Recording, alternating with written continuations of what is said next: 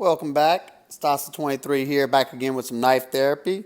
And today's knife is the new offering from Cold Steel called the Cold Steel Grik. Um, this is a rather small EDC size carry. You got a 3-inch blade, 6 and 7/8 inch overall.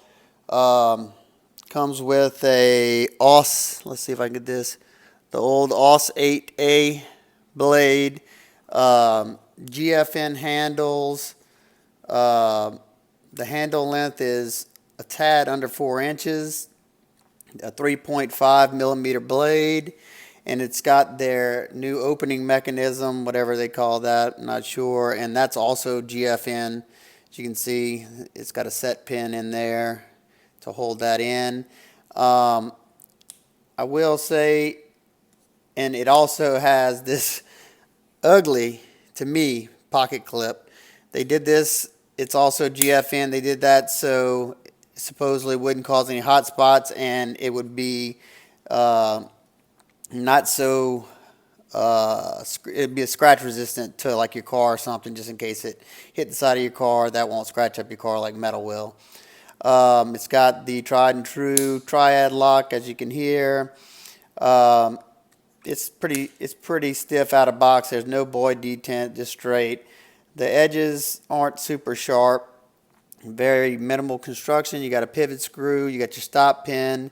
This is for your spring tensioner, and you got the clip screw, which looks kind of funky right there.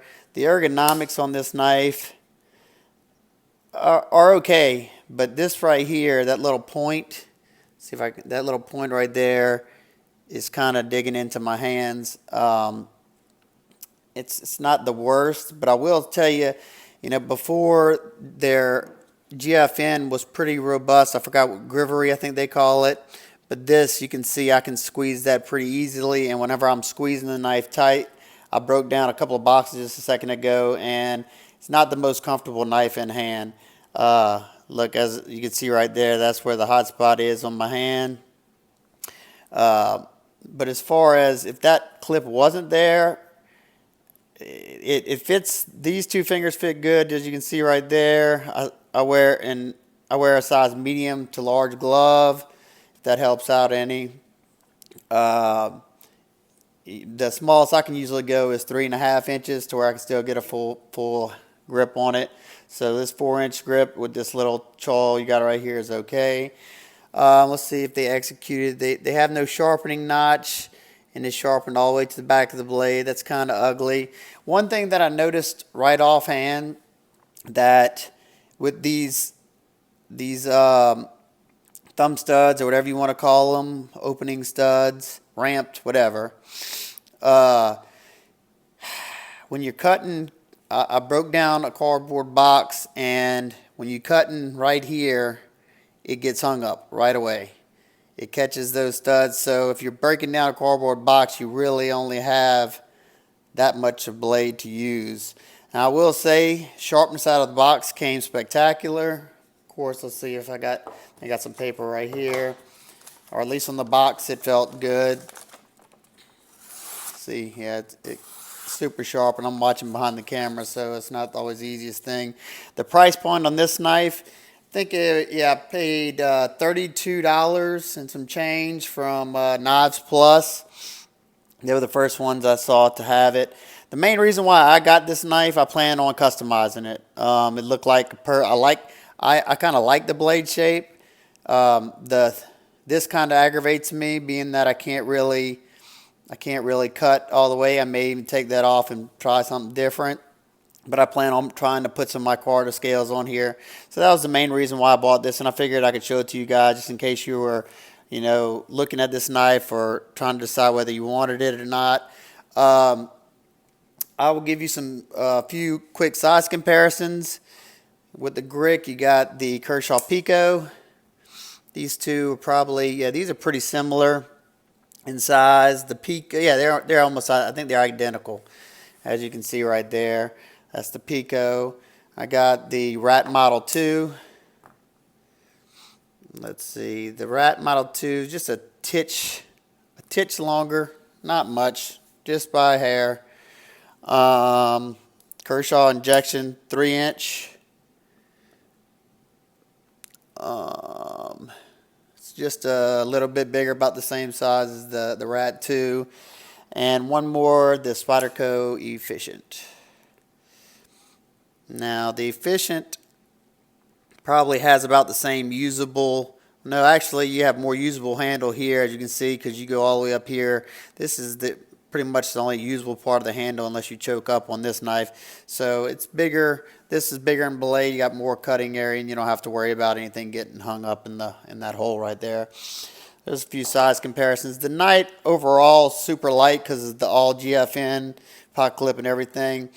I'm not too sure how I feel about this. Like I said, at that point right there, I don't know, maybe I'll round that point off. If it wasn't there, that's pretty much the only serious hot spot. But whenever I really squeeze down hard, it's also, I don't know if you see those lines right here. This is flexing, it's also pinching my fingers. So that's another hot spot. And another thing, I guess if you're going to use a knife like this, which if I'm going to come up, I usually like to come up on the blade like that. But I don't really understand. I guess this is just aesthetics, because your thumb doesn't really fit good enough in there. I mean, it's an awkward position. But I guess if you want to do that, you can. But like I said, I like to do like a pencil cut like that. Let's see, the opening and closing with that is just fine. It's pretty smooth. Let's see. Take it off, you got to kind of shake it a little bit to lock it. It's just a normal triad lock. Kind of feels like the Cold Steel Pro Light in opening and closing, but the grivery feels cheaper on this one.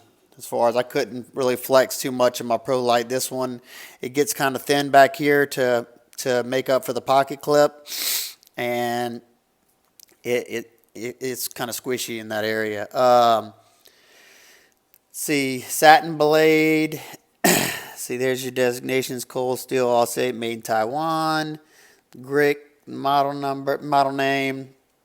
I think that's all pretty much I want to say about this one. If you have any questions, comments, concerns, please leave them down below. I love talking to you guys. If anybody's going to Blade Show, let me know. I'm trying to see who all I can meet while I'm there. It's going to be my first time, and it's also going to be my first trip since my accident. So I'm super excited about that. I hadn't really went anywhere in a year, so being able to go to Blade Show is already awesome enough, and being my first trip, I'm super excited. So anybody that's going, let me know down in the comments. I would love to try to meet up with some of you guys. I love talking to you guys, and it would be even cooler to be able to sit down and chat or talk knives out at Blade Show. I hope everybody's having a wonderful day.